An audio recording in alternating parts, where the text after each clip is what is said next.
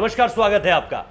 अमेरिकी राष्ट्रपति चुनाव में भारत को लेकर जिस तरह की स्थिति बनी हुई है ना, वो बेहद दिलचस्प है। आपको याद है कि प्रेसिडेंशियल डिबेट के दौरान डोनाल्ड ट्रंप ने भारत को कहा filthy country, it's a filthy country. Filthy मतलब जहरीला। अगर मैं इसका शुद्ध देसी हिंदी भाषा में अनुवाद करूं तो इसका मतलब होता है जहरीला। साफ तौर पर यहां के एनवायरमेंट को लेकर, यहां की हवा को लेकर ट्रंप का यह कहना था। वो ट्रंप जो कि इसी साल फरवरी के महीने में भारत आए थे। केमशो ट्रंप नाम का एक कार्यक्रम प्रधानमंत्री नरेंद्र मोदी ने अहमदाबाद में आयोजित करवाया था। जो स्टेडियम था वहां पर वो खचाखच भरा हुआ था, सरदार वल्लभ भाई पटेल स्टेडियम।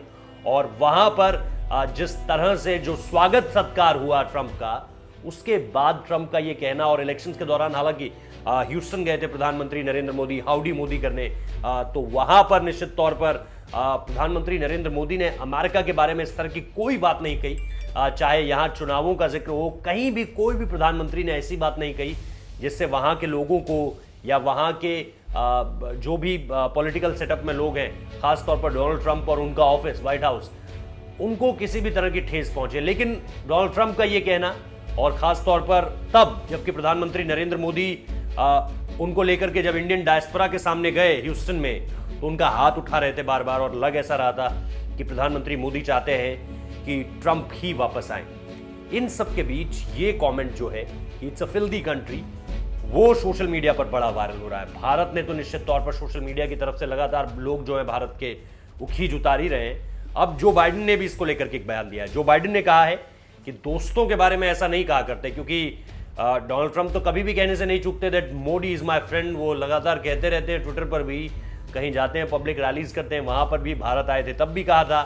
तो इस तरह के रिश्तों के बीच आप भारत के बारे में इस तरह की बात करते हैं। और पिछले 8-9 महीनों में आप देखें कि डोनाल्ड ट्रंप की तरफ से भारत के बारे में कई ऐसी चीजें कही जा चुकी हैं, 3-4 ऐसी चीजें कही जा चुकी हैं जिसको लेकर के आप आंख उठाकर इस तरह से देखते हैं कि ये वही शख्स है जिसको प्रधानमंत्री नरेंद्र मोदी ह्यूस्टन में मिले और किस तरह से स्वागत सत्कार हुआ, या ये वही शख्स है जो यहाँ आया था और लाखों लोग जो है वो अहमदाबाद के स्टेडियम में स्वागत के लिए तैयार थे। खुद प्रधानमंत्री थे, उनकी पूरी की पूरी एक तरह से कैबिनेट थी, और फिर वो दिल्ली भी पहुंचते हैं। तो वो सारी की सारी चीज़ें एक तरफ और ये बात एक तरफ, इसने निश्चित तौर पर भारतीयों के दिल को जो है वो ठेस ज़रूर पहुंचाई है।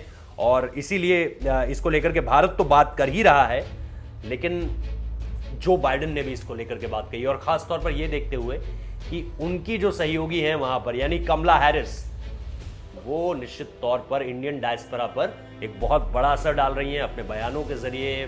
क्योंकि इंडियन ओरिजिन की हैं तो निश्चित तौर पर उसको लेकर के भी एक होम इफेक्ट या न्यूट्रल इफेक्ट जिसे आप कहते हैं वो पड़ता हुआ दिखेगा। लेकिन इस कमेंट को लेकर जो है वो ट्रंप फिलहाल विवादों में है। विवादों में इस तरह से कि भारत लगातार ये सवाल पूछ रहा है कि भैया हमारे ही प्रधानमंत्री ने आकर आपको वहां पर इतना बड़ा जो है वो रैली करने का मौका दिया, क्योंकि मोदी नहीं आते तो इतनी बड़ी भीड़ जुटती ही नहीं। अमेरिका में मुश्किल से अगर राष्ट्रपति भी आ जाए, खड़ा हो जाए, तो भी 20,000-30,000 लोग मैक्सिमम कह रहा हूं, ये भी कहाँ 50,000 लोग ह्यूस्टन में प्रधानमंत्री नरेंद्र मोदी को सुनने के लिए पहुंचे हुए थे।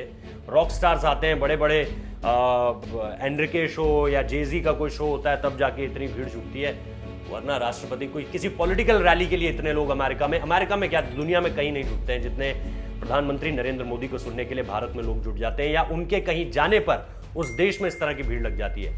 तो इस बयान को लेकर अब ट्रंप की आलोचना तो हो ही रही थी, अब जो बाइडेन ने भी इसको पकड़ लिया, और निश्चित तौर पर भारत का एक बड़ा हिस्सा है जो अमेरिका में वोट करेगा, तो इसका असर तो पड़ता हुआ दिखेगा।